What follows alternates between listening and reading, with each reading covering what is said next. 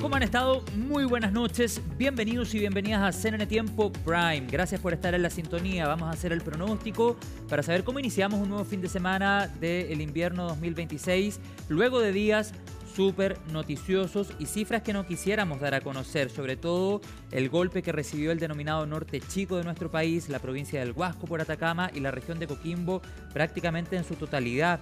El sistema frontal deja cifras súper lamentables. La cara más triste de una emergencia de estas características es cuando tenemos que dar a conocer el fallecimiento de compatriotas. 13 personas fallecidas, 4 personas desaparecidas y más de 63.000 personas aisladas a lo largo del territorio que yo les comentaba. Y desde la región de Atacama y hasta la región de los lagos, porque si bien lo más grave se concentró en el norte chico de nuestro país, también hubo afectación en otros territorios de nuestro Chile. Pero esta catástrofe también se mide en la infraestructura afectada. Más de 24.000 viviendas con daños, entre ellas un centenar destruidas por completo. Quiero compartir con ustedes un mapa que nos permite graficar las áreas afectadas para dimensionar con precisión el impacto de este fenómeno. Miremos en detalle esta representación de inundaciones realizada por ISAI en base a datos satelitales y tecnología ArcGIS Pro de ESRI.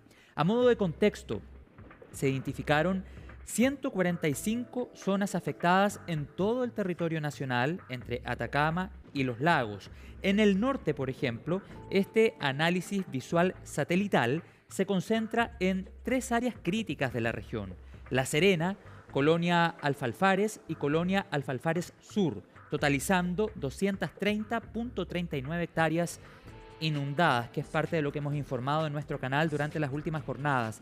Queremos agradecer esta representación de ESRI en convenio con CNN Tiempo. Muchas gracias, muy clarificadora.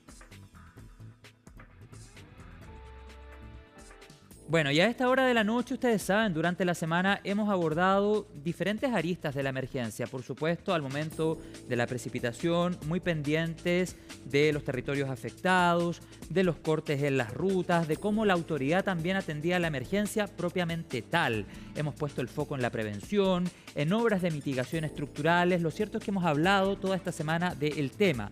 Ahora queremos entregar recomendaciones porque las lluvias se han ido de la zona y han dado paso a labores de limpieza y reconstrucción. Hay especialistas que advierten que esta etapa también implica importantes riesgos para quienes ingresan, por ejemplo, a viviendas afectadas o retiran barro y escombros sin las medidas de seguridad adecuadas. Por supuesto, las autoridades deben responder, pero sabemos que muchos ciudadanos se organizan para llevar adelante labores de limpieza y reconstrucción.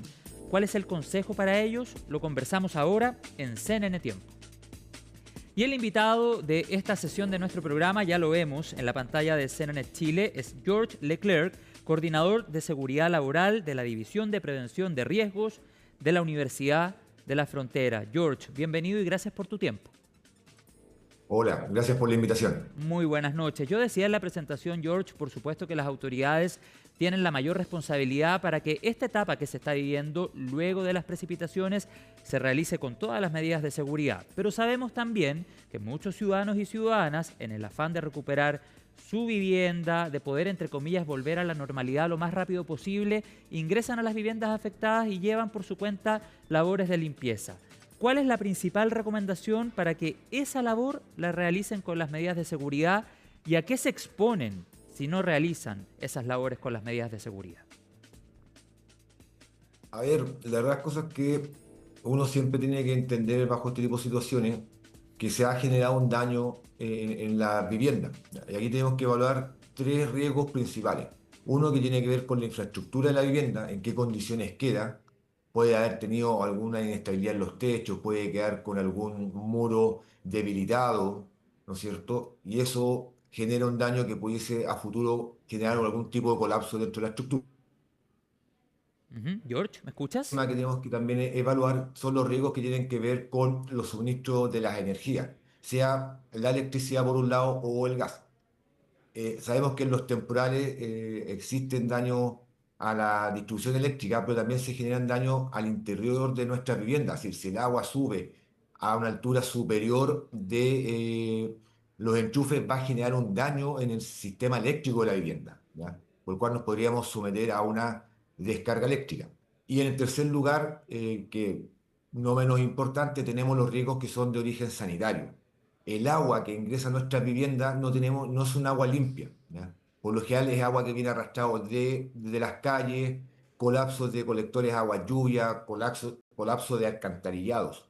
Esto supone que dentro de este tipo de aguas vamos a tener una cantidad importante de virus, bacterias, pueden venir animales muertos, entre otras cosas, lo que supone tener Mm. algún tipo de infección o enfermedad producto de esta contaminación de las aguas. Claro, hecho ese diagnóstico, conocido los riesgos potenciales a los cuales se podrían enfrentar ciudadanos y ciudadanas que realizan labores de limpieza por su cuenta, yo te quisiera preguntar, ¿qué recomendaciones les entregarías? ¿Cómo hacer esta labor en lo posible de la manera más segura? Bueno, mira, lo primero que uno tiene que tener claridad que cuando uno quiere hacer esto y uno puede entender que la gente sí quiere volver a su vivienda, quiere Ujú. saber cómo están sus enseres y sus bienes. Lo primero es evaluar la condición si es que se puede o no se puede llegar a la vivienda. Hay que ver cómo yo me voy a desplazar hacia mi vivienda, si la forma de tránsito es segura, puede ser que haya caminos cortados, bloqueados, tendidos eléctricos en la ruta. Por otro lado, una vez que yo llego a mi vivienda, lo primero que tengo que hacer es una evaluación general del entorno, una evaluación visual de poder ver si es que tengo tendido eléctrico caído, si hay postes que estén inestables o también árboles, ramas que estén a punto de desprenderse y puedan caer sobre mi vivienda y además ver la condición de mi entorno, en caso de mis vecinos, cómo están sus casas, si su casa está más dañada, pudiese o no pudiese afectar mi casa o generar un colapso de mi estructura de mi vivienda. Eso es lo primero que uno siempre recomienda. Y lo segundo, o lo tercero en este caso, lo ideal sería evaluar cómo está la estructura de mi casa. Ujú. Ver que no haya socavones, que no hayan paredes que estén desaplomadas, que no haya alguna cubierta el techo plancha sin que se nos pudiese desprender y caer a alguna persona o que pueda caer dentro de la vivienda. Esos son como los tres primeros pasos que uno le sugiere a la gente que debe tomárselo con calma y que tiene que resguardar tanto el trayecto cuando se va a la vivienda, el entorno donde él va a estar y el estado general de la vivienda. Claro, y como tú decías anteriormente, comprobar antes de empezar a hacer labores de limpieza la situación eléctrica para no enfrentarnos a un riesgo de, por ejemplo, electrocutarnos o ese tipo de cosas. Y además los consejos sanitarios, me imagino que es clave hacer estas labores de limpieza con una mascarilla, tú nos puedes agregar algún otro elemento que sea necesario. Y además te agrego otra pregunta. ¿Por qué se recomienda no hacer estas labores solo? Ya, a ver, hay que dentro de esas consideraciones tenemos que pensar que nosotros vamos a entrar en una estructura, una infraestructura que puede estar dañada o debilitada. Ujú. ¿Ya? Bajo ese punto de vista puede ser que los trabajos de limpieza pueda pasar yo a llevar alguna pared, algún cimiento, alguna estructura y puede tener un desplome, un colapso y quedar atrapado. Si estoy solo, no tengo ningún medio de dar la alarma que estoy atrapado y que me pueden a rescatar o a socorrer. ¿Ya? Por eso siempre, lo ideal es siempre trabajar de dos personas. Por otro lado, también se nos genera que, por ejemplo, fue una inundación, todo lo que es movimiento de muebles se van a hacer mucho más pesados. Esto significa que voy a requerir de la ayuda de alguien. Claro, En caso de no tenerla, lo más probable es que puedo sufrir un accidente por aplastamiento de un mueble y nuevamente no tengo que me socorra. Lo claro. ideal siempre es dos personas o tres y una persona que tiene que dedicarse, o la segunda persona o la tercera, es poder estar evaluando el entorno mientras se generan los trabajos de limpieza y orden. Esa persona es la que se encarga de estar mirando todo lo que pasa en el entorno y advertir ante un posible peligro y poder Claro. evacuar Bueno, y agreguemos rápidamente. también, George, yo te decía la mascarilla, guantes en lo posible, botas de seguridad. Yo sé que se han levantado campañas en distintos territorios del país para ir en ayuda de las personas que se han visto afectadas por la emergencia. Eso se agradece. Varios municipios de la capital y a lo largo de todo Chile se han organizado y también la autoridad está desarrollando un trabajo en terreno. Pero dentro de esa ayuda que uno puede enviar, además del agua embotellada, que es clave, ropa de abrigo, etcétera, tal vez elementos de seguridad podrían ser un buen aliado para desarrollar estas labores de limpieza con implementos que nos mantengan a salvo. Me imagino que estás de acuerdo conmigo. Yo te quiero preguntar, George, a esta hora, a propósito de los servicios sanitarios. Tú eres prevencionista de riesgo, trabajas en esa área. ¿Cuántos días deben pasar o qué indica la experiencia internacional u otros casos o emergencias que se hayan vivido en Chile o en el mundo? ¿Cuántos días sin servicio sanitario pueden desatar una crisis sanitaria de gran envergadura? Yo sé que el riesgo hoy es latente, a propósito de lo que está pasando en el norte chico de nuestro país, pero la dimensión podría ser aún mayor si los días sin servicio sanitario siguen aumentando. ¿Qué indica la experiencia internacional respecto a eso?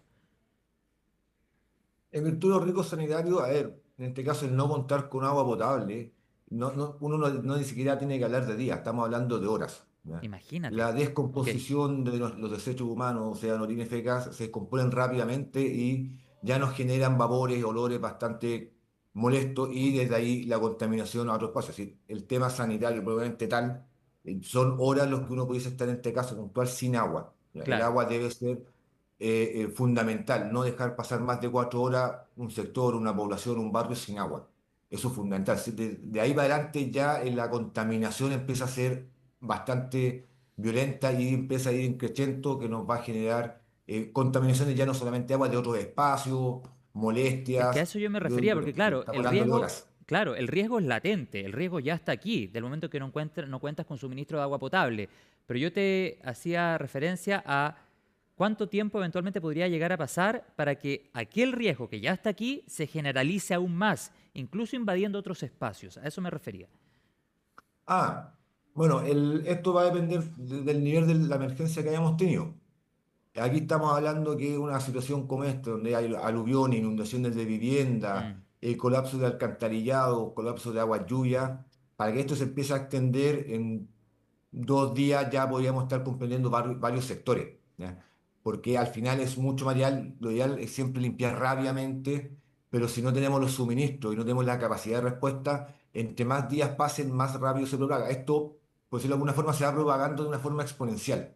Es decir, lo que se propaga hoy día, el día siguiente se propaga el doble o el triple. imagínate. Así de rápido avanza el riesgo sanitario. Claro, claro que sí. George, para finalizar, te quiero hacer una pregunta más bien de reflexión, de análisis desde tu área de expertise. ¿Cuál a tu juicio son nuestros puntos fuertes y débiles cuando hablamos de gestión de emergencia, de trabajo preventivo, de respuesta de la autoridad? ¿Qué estás observando al respecto? Desde el punto de vista de la gestión de emergencia, hoy día vamos bastante avanzados. Hay un tema que creo que como sociedad todavía debemos seguir trabajando. Estamos acostumbrados todavía a nosotros como ciudadanos individuales no ser precavidos. ¿Sí? Hoy día sabíamos que venía este temporal y uno siempre tiene la sensación o la esperanza que a mí nunca me va a pasar nada. La prevención hoy día hay que llevarlo al individuo. ¿Ya? Muchas veces confiamos en lo colectivo, pero no en el individuo. Sí. Yo siempre hago la misma consulta. ¿Cuántos de ustedes tienen un plan de emergencia en su casa? Uno está acostumbrado a tener plan de emergencia en el colegio, un plan de emergencia en la universidad, un plan de emergencia en el trabajo. Y en la casa, yo no sigo estando expuesto a riesgos en mi casa. Eh, Se ha fortalecido mucho con eso, hoy día con los CODI, con los servicios de emergencia, pero hay un trabajo que hay que hacerlo con las personas tienen que entender que son vulnerables a este tipo de situaciones y que uno como persona tiene que ser el primer prevencionista, tiene que ser uno. Bien, yo te quiero Desde el punto de agradecer. vista de la Sí, gestión dime. de riesgo de desastre funciona, a mi parecer, bastante bien. Eh, s- Hay cosas por mejorar siempre, que quizás como lo conversamos recién, la rapidez en restablecer servicios, en la rapidez en poder rehabilitar los espacios, pero eso de todo sabemos que igual no es tan fácil, es un nivel de gestión mucho más grande y amplio. Ahí creo que tenemos una pequeña debilidad de poder hacer esto más rápido. Te quiero agradecer, nos quedamos con esa reflexión final. Hemos conversado en esta sesión de CNN Tiempo con George Leclerc, coordinador de seguridad laboral de la División de Prevención de Riesgos de la Universidad de la Frontera, la UFRO. Saludos a la comunidad de la UFRO, gracias y muy buenas noches. Muchas gracias, buenas noches. Nos vemos, vamos a una pausa breve. Al regreso, el pronóstico en todo nuestro país. Ya estamos de vuelta en CNN Chile.